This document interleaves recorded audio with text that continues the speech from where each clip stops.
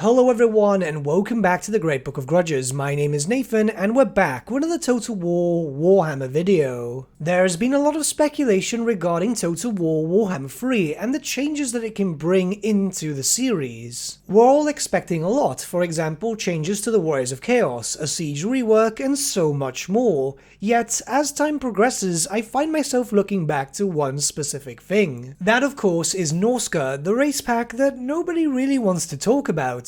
So for context, Norska is the race pack that was the pre-order incentive for Total War Warhammer 2. Two legendary lords and technically a unique race. I'm saying that because of course half the units were actually from the Warriors of Chaos roster. Norska was met with a lot of hype, but unfortunately that hype turned to disappointment for a number of reasons. First, we were only able to play them at the tail end of Warhammer 1, despite the fact that this race was the pre-order incentive for Warhammer 2. Some issues were presented about the race, which Creative Assembly themselves acknowledged, and we didn't really see them until long after the release of Game 2 and a bit after the release of the Mortal Empires. So not only did you need Game 2 to play this race as expected, but you also needed Game 1. I've actually spoken to a few people who do not own Game 1, they're probably not interested in the Game 1 races, but are quite disappointed that they still can't play as Norska. Because yes, as of the time of recording this video, you are still not able to play as Norska in the Eye of the Vortex campaign. And honestly, that actually might be a good thing, because despite the fact that Norska has been out for quite some time now, they are actually one of the worst races to play in the whole Warhammer series. And yes, I'm even putting them at worse than the Beastmen, because at least with the Beastmen you can hide from your enemies. Now, Warhammer 2 is of course almost over now. We're all waiting for Warhammer 3, we've just got what, one DLC left in the pre-order incentive? That's pretty much it. We're not to expect any changes coming to Norska in Warhammer 2, but Warhammer 3 might be what can save it. Let's be very honest here, Norska plays really badly. It's also rather difficult to find some good mods to fix up the race. It's one of those races which just feel like it's there and that's it. I mean, ask yourself, when is the last time you willingly played Norska? In most cases, you'd probably just avoid it because, well, it's just not a fun race. So before anything else, let's just look at Norska itself and see what the problems are. Let's start off quite strong here. Norska was a pre-order incentive race pack. All the races at that point had been receiving two legendary lords, barring the Warriors of Chaos of course, but this isn't the problem. Two legendary lords used to work quite fine, and it was only in Warhammer 2 when that was updated to 3 legendary lords. But the issue was that Norska played like a Game 1 race. Despite the fact that Norska was a Game 2 incentive, it played like Game 1. Some unique mechanics were implemented for the Norskans of course, like the Monster Hunter book, but other than that, that's pretty much it. And even then, I've got to say that monster hunting in itself was kinda boring. A series of unique quests that were tied to your technology tree, you'd get a unique battle here and there and get some benefits like for example cash and maybe even a monster or two, but that's pretty much it. The fact of the matter is that those monsters weren't that useful, and you'd probably be focused on your other parts of the technology tree before anything else. There are far greater benefits from the other technologies, for example the public order bonuses, which is desperately needed, especially on higher difficulties, than pretty much wasting your time hunting monsters. And yes, there are some benefits in the monster hunting tree which normally follows around your actual monsters, like for example your skin wolves, your ice wolves, and even your mammoths, but that stuff is later game, so you can focus on everything else first and then come to that. The other part of the Norska tree itself is also quite lacking. So how it works is that it's divided into 3 different sections, all tied up to the main one. Not only that, but it starts taking a while before you start getting any benefits that actually will benefit you. Like I said before, the public order bonuses and so on. But then this is when it starts getting a bit worse. You see, obviously the 3 different sections here are tied to Norska fighting against all the other races and factions in the Warhammer Fantasy world. The issue here is it takes a while to start getting to those locations. On base research of 100, it takes 41 turns before you can start unlocking benefits against other races and factions. You'll get a decent buff towards your faction as a whole, but the majority of the other buffs there are focused around a specific race. If you want anything better, then you're going to have to take over the racial capital of said race, which can take a while depending on which one you pick. Of course, the earlier ones such as the Empire, the Dwarves, Bretonnia, those are quite close to you. Though if you want to start dealing with other races, like for example the Tomb Kings, or maybe even the Lizardmen, that just takes a while, so those benefits are usually left till last. It depends if they're still even alive or not, because obviously this is the random nature of Total War, and it's only going to get worse in Warhammer 3 when we start looking towards a possible map expansion. We know that Warhammer 3 is going to include territories like the Realms of Chaos and Grand Cathay, so getting to those areas, especially without, say for example, naval travel, is going to take a long time. There is literally no incentive to go to those areas barring the buffs, and even then, if you just send an army or two that way, well, you're gonna have to hold that, aren't you? Because eventually they're gonna attack you there. The problem is of course that these buffs for holding the capitals are actually quite good. They all do vary, but they're all very powerful. Increased growth, massive upkeep reductions to certain units, or your army all around. Essentially most modifiers in the game, if not all of them, are actually covered through this system,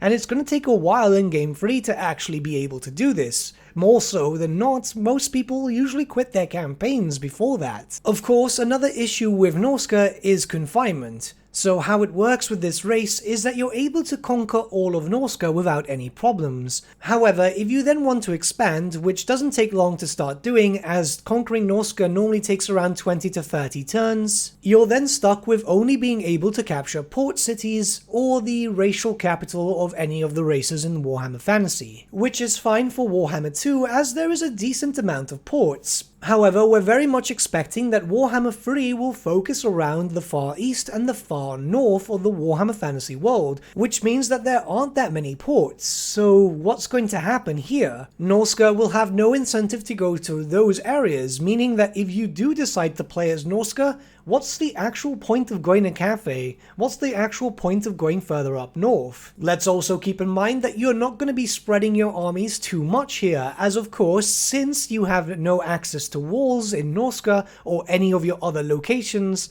well, you can't defend those areas, can you? You need to leave armies around that area, which means that you're going to be stuck with a lot of upkeep problems. Yes, you can reduce your upkeep dramatically, but that is very, very late into campaign. And given the fact that money itself is an issue unless you're doing a lot of raiding, and even then that won't solve all the problems, it means that Norska has one of the slowest, if not the slowest campaign on all of Total War Warhammer. It's a shame really, because, well, Norska is a really interesting race. It's taking apart Warriors of Chaos and presenting the people that actually form up those hordes. The race in itself doesn't need a massive overhaul like, say for example, the Beastmen do, or even the Warriors of Chaos. They just need a few changes here and there, and that will pretty much just fix them. Walls for settlements would help dramatically, but if walls don't get added in, all they really need to do is change around the actual outpost building. And by that I mean just update the garrison. The garrison is the biggest flaw when it comes to Norska's settlements. I don't think that a dedicated garrison building should exist for them if they're not going to have walls.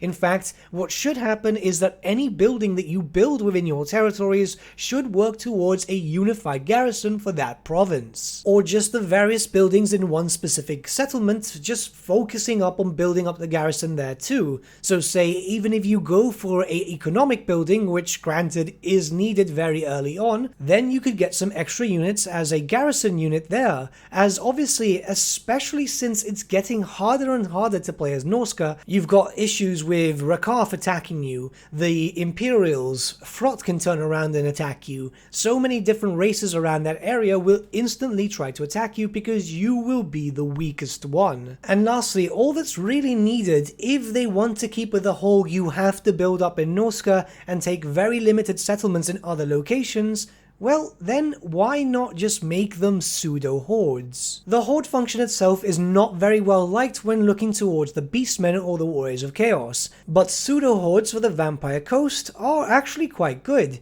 especially if you're trying to go and invade a different location. Let's use the hypothetical here of you playing in Norska but wanting to take down Camry. Whether or not you're carving a way of destruction down your way south or you're going through the ocean, it's very likely that you will take some damage here and there, especially with the pirates being so aggressive as they are, or just going through different locations which naturally hate you. The Empire will eventually declare war on you, the dwarfs will too, the orcs, and so on. I honestly think that just those two suggested changes will dramatically make Norska so much more inviting to the player base. An overhaul doesn't have to be big or very similar to that of the scale of the Wood Elf changes to make something playable. Let's be very honest here, Norska itself is one of those factions you want to avoid, but I'd love to see a reason for people to be able to play it. And yes, I'll be honest, they do have issues in other parts of the campaign and its race as a whole, but those are quite minor when compared to those two that I've already mentioned. I honestly hope that we'll see some changes towards them in Warhammer 3. It's the final game of the series, and quite a few races and factions do need a rework or an overhaul. Some of them even need a second look, like for example the dwarfs.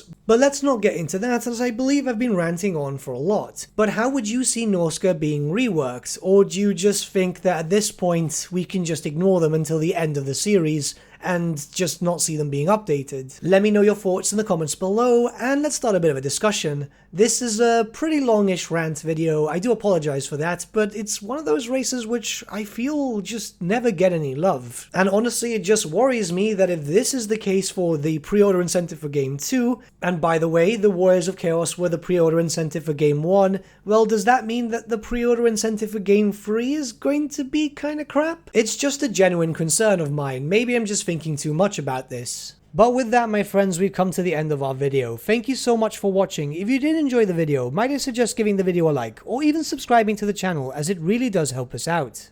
In the description section below are various links to different social media platforms such as Facebook, Instagram, and Discord. Also in the description section is an affiliate link with Element Games where you could buy loads of hobby-based products, not just Warhammer, for 10 to 25% off. Making a purchase using that link and also our special code, which is also in the description, supports the channel at no extra cost to you, which we think is rather cool. A big thank you to our patrons. Your support means the world to us. It's amazing that people want to help a small channel like us grow and get to a higher level of content. A big thank you to Gibraltar LUSC, Ryan Bertsche, Andrew Prince, and Okro for subscribing to us at our Fane level. You guys are super cool. And a big thank you to Edward Yule, VS Vasan, Aaron Whitman, and Shaggy for subscribing to us at our King level. Honestly, we can't thank you all enough. And lastly, a big thank you to all of you for liking, sharing, and commenting on these videos. Honestly, it's because of you guys that the channel's been growing at such a great pace lately, so we can't thank you all enough. But with that, my friends, thank you so much for watching once again, and we shall see you all again very, very soon. Have a good day.